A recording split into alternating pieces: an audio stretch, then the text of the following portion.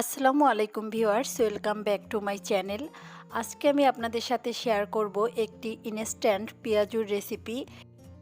এই পেঁয়াজু বানাতে কোনো ডাল বাটাবাটির ঝামেলা ছাড়াই আপনারা এই পেঁয়াজুটা তৈরি করে নিতে পারবেন। এবং এই পেঁয়াজুটা আমি তৈরি করব বেসন দিয়ে। এটি খুব সহজেই তৈরি করা যায় এবং অনেক বেশি ক্রিস্পি হয়ে থাকে। তো চলুন দেখে নেওয়া যাক এই পেঁয়াজুটা কিভাবে তৈরি করতে হয়। বেসনের পেঁয়াজু তৈরি করার জন্য আমি ফার্স্টেই একটা মিক্সিং বোল নিয়ে নিয়েছি। আর এখন এর ভিতরে দিয়ে দেব 1 কাপ পরিমাণের পেঁয়াজ।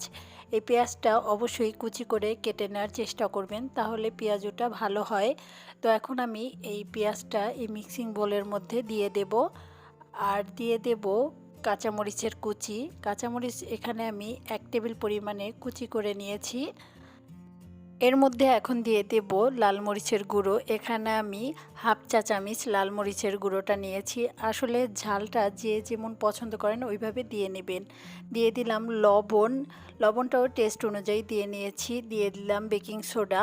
বেকিং সোডা এখানে আমি হাফ চামচ নিয়েছি।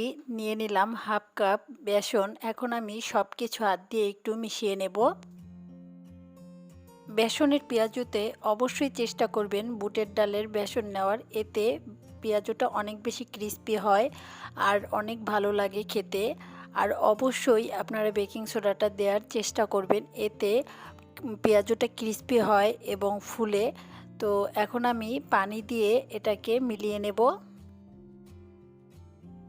আসলে পানির পরিমাণটা নির্দিষ্ট করে বলা যাচ্ছে না। তো এমনভাবে এটাকে মিলাতে হবে যেন বেশি নরম না হয়ে যায়, শক্ত থাকে এবং খুব ভালোভাবে মিশে যায় সব কিছু।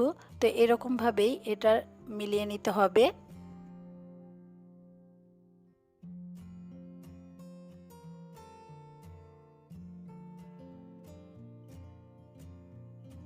মাখানো হয়ে গেছে বোঝার জন্য এইরকম যখন পেঁয়াজুর শেপ দিয়ে নেবেন, তো তখনই বুঝতে পারবেন যে মাখানো হয়ে গেছে।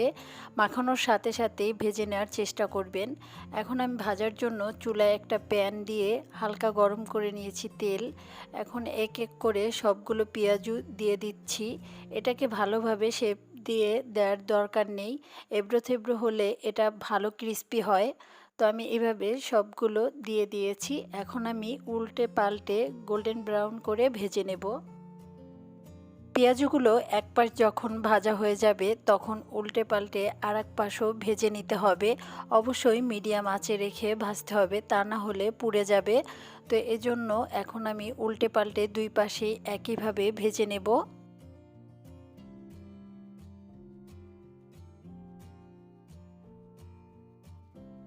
এখন আমি উল্টে পাল্টে দুই পাশেই ভেজে নিয়েছি। এখন তেল ঝরিয়ে এই পেঁয়াজগুলো উঠিয়ে নেব। এই তো এরই মধ্যে হয়ে গেল মুচমুচে ইনস্ট্যান্ট পেঁয়াজু। এই পেঁয়াজুটা খেতে অনেক ভালো লাগে আর অনেক বেশি ক্রিস্পি হয়ে থাকে। অনেক টাইম পর্যন্তই এটা ক্রিস্পি থাকে। তো আমি একটা পেঁয়াজু আপনাদেরকে একটু ভেঙে দেখাচ্ছি যে ভেতরটা কেমন হয়েছে। এই পেঁয়াজুর উপরটা অনেক বেশি ক্রিস্পি থাকে এবং ভিতরটা নরম থাকে। আর দেখেই বুঝতে পারলেন কত অল্প সময়ে এই পেঁয়াজুটা বানিয়ে নেওয়া যায়। তো আমার আজকের এই ভিডিওটি যদি আপনাদের ভালো লেগে থাকে তাহলে অবশ্যই আমার চ্যানেলটি সাবস্ক্রাইব করে দেবেন এবং পাশে থাকা বেল বাটনে প্রেস করে রাখবেন পরবর্তী ভিডিওর নোটিফিকেশন পাওয়ার জন্য। আমার আজকের ভিডিওটি এ পর্যন্তই। সবাই ভালো থাকবেন, সুস্থ থাকবেন। আজকের মতো এখানেই বিদায়। আল্লাহ হাফেজ।